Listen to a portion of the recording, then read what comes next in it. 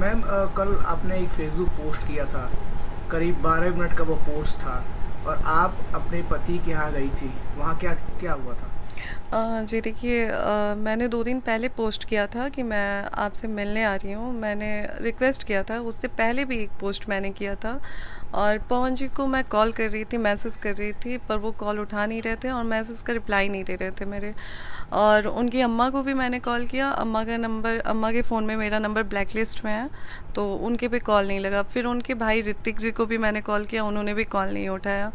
फिर मैंने एक पोस्ट के ज़रिए उनको भेजा कि मैं आपसे मिलने आ रही हूँ, क्योंकि उससे पहले एक पोस्ट करके मैंने उनसे रिक्वेस्ट किया था मिलने के लिए, पर वो मिल नहीं रहे थे।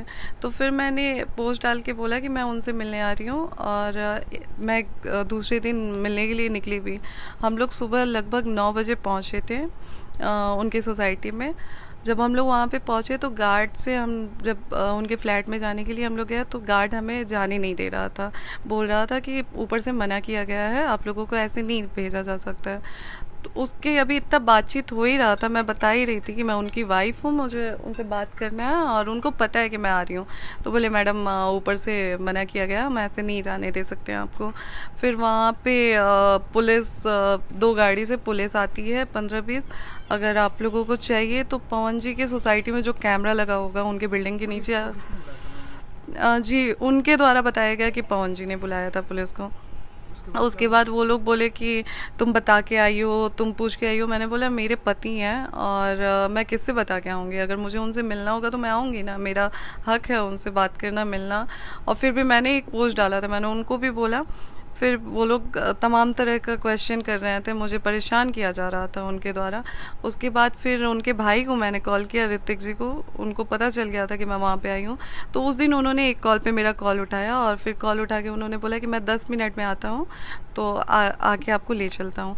वो आए 10 मिनट बाद और फिर लेके मुझे ऊपर गए। ऊपर लेके गए तो हॉल में सब लोग ऐसे ही बैठा हुआ था। पवन जी थे, उनके बड़े भाई गुड्डू भैया थे और उनके स्टाफ लोग थे, ऋतिक जी थे और एक धनंजय भैया करके हैं।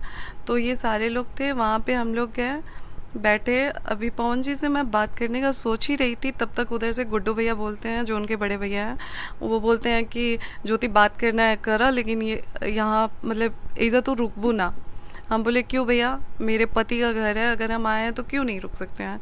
तो उन्होंने बोला कि नहीं, आपका कोई हक नहीं बनता है कि आप किस अधिकार से यहाँ पे रुकेंगी, आपका कोई अधिकार नहीं है। हमने बोला भैया अभी हमारा तलाक हुआ नहीं है, डाइवोर्स का मैटर चल रहा है, लेकिन अभी तलाक पेपर पे साइन नहीं हुई है।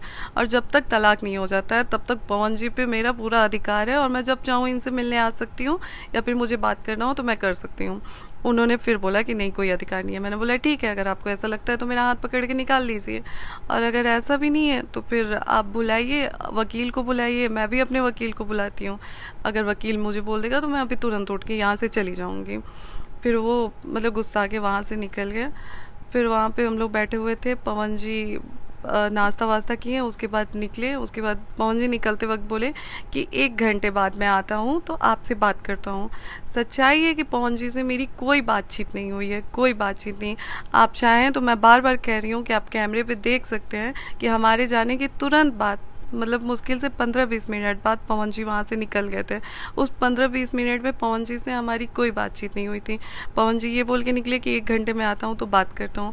पवन जी, ऋतिक जी और गुड्डू भैया तीनों लोग एक ही साथ निकल गए और उनके निकलने के जस्ट थोड़े देर बाद वहाँ पे फिर से पुलिस आ जाती है 15-20 ठो, और आके मतलब उल्टा सीधा बोलना, जिसकी मेरे पास वीडियो भी है। लास्ट में मैं आपको दे भी दूँगी वो वीडियो। उसके बाद उन्होंने बोला कि आप थाने में आइए, आपके पति द्वारा अब हम लोगों को भेजा गया है, आप थाने में आइए, थाने में बैठ के बातचीत होगी। मैंने बोला थाने में क्यों, मैं अपने हस्बैंड के घर पे हूँ, मैं घर ही पे बात करूँगी। तो वो बोलते हैं